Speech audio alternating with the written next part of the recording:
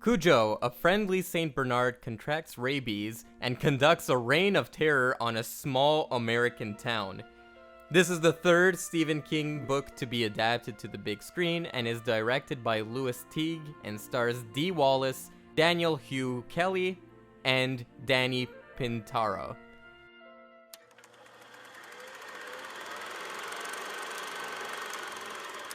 Hey guys, welcome back to Garage Stephen-King-a-thon, where every day for the month of October, we revisit a Stephen King adaptation.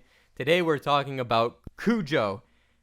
So, I actually don't really have much to say about this movie, unfortunately. I love Creepshow, I love Shining, I love Carrie. This is the first one of these movies where it's not a bad movie by any means.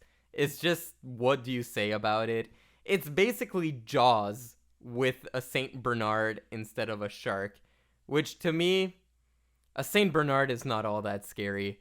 I love Saint Bernards. They're probably the most cuddly creatures out there, which is usually a recurrent theme in Stephen King adaptations where he'll take either a household appliance or something you don't give much attention to and make it the subject of terror. That's what he did with Christine, for example, which is about a possessed killer car.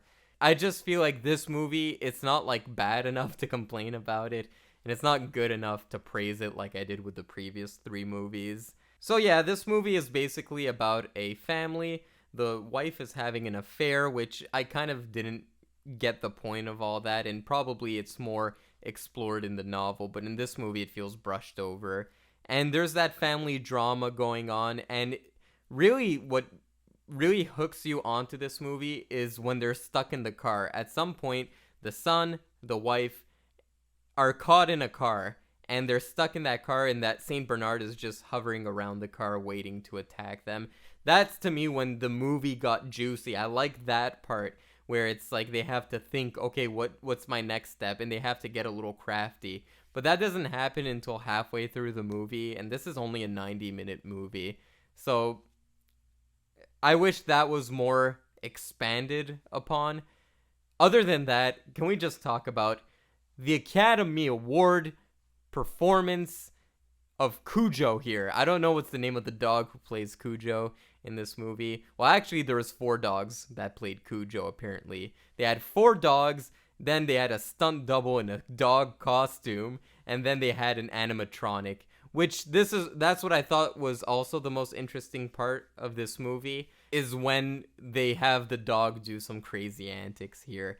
Basically, I feel like this should have been a short film, where it's just starts with them in the car trying not to get attacked by Cujo. I would have removed that whole first 45 minutes, had it start right there, and make it a short film, but obviously short films don't really sell, so you have to make it a feature-length film.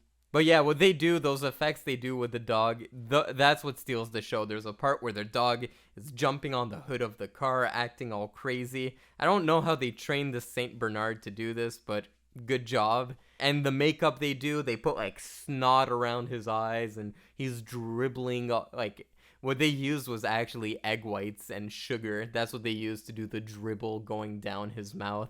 I thought that was the best part.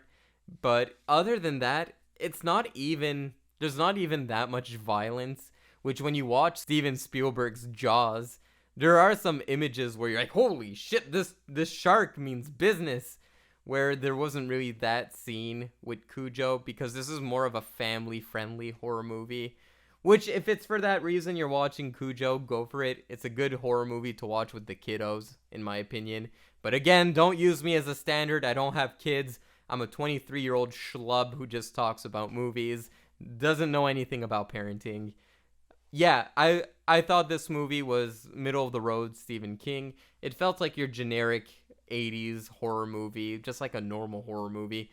Kind of gave me a vibe like Arachnophobia, where it's not good, it's not bad, it's just comforting, and it'll pass the time for 90 minutes. But other than that, I don't have much to say about Cujo, so I'm gonna keep this one short, and I'll hopefully and most likely have much more to say about the next Stephen King adaptation.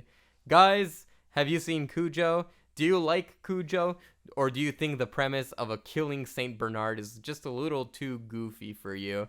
Comment below, let me know, and I'll see you next time on Garage Stephen-King-a-thon.